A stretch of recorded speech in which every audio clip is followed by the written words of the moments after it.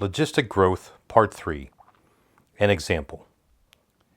In this video, we're going to do one very typical example of logistic growth. Suppose that the rate of growth of a population of wolves in a park is given by dy dt equals 0.002y times 400 minus y. In 2025, there were 80 wolves in the park. The first question, how many wolves can the park sustain? If we recognize that our differential equation is dy dt equals ky times L minus y, where L is the limiting factor, we see pretty clearly that L equals 400. That is, at least theoretically, the park can sustain 400 wolves living in its borders. At what population is the population growing at the fastest rate? I went through the work in the last video where we found that if we take the derivative of our derivative, because I want to find when the rate is the biggest, and set it equal to 0, we got that the population was y equals L over 2 at this point. Now, what I didn't do in the last video was show that it was a max. But if you go through the work for local maxes and mins, you will easily see that y equals L over 2 is indeed a maximum. So what population is a population growing at the fastest rate? When the population is half the limiting factor, or when the population equals 200 wolves.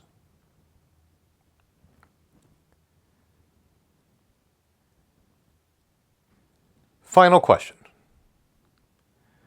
What is the solution to the differential equation? In the first video, I went through how to find the solution and said, you probably just want to memorize the answer.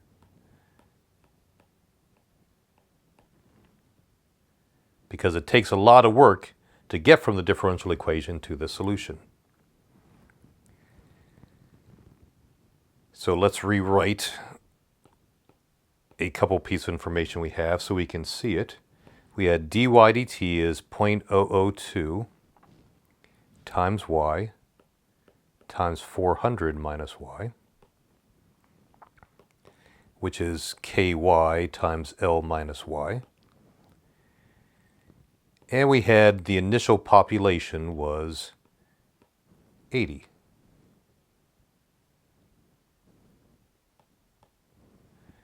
And we'll assume that we started in the year 2025.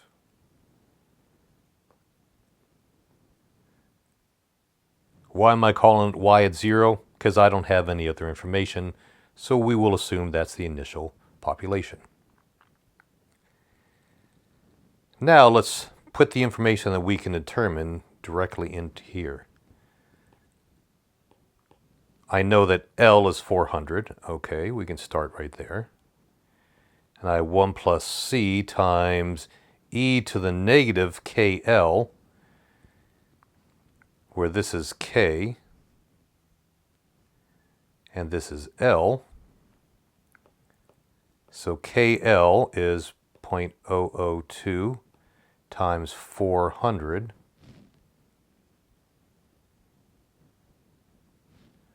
which is 0.8. So I can put 0.8 in for KL and then T. The only thing missing is the C. We have one piece of information that we can use, and we can put that in as well. We can say 80 equals 400 over 1 plus c times e to the 0. Because t equals 0, which gives us 80 equals 400 over 1 plus c. Because e to the 0 is 1. Doing a bit of algebra, if I multiply 1 plus c up and then divide both sides by 80,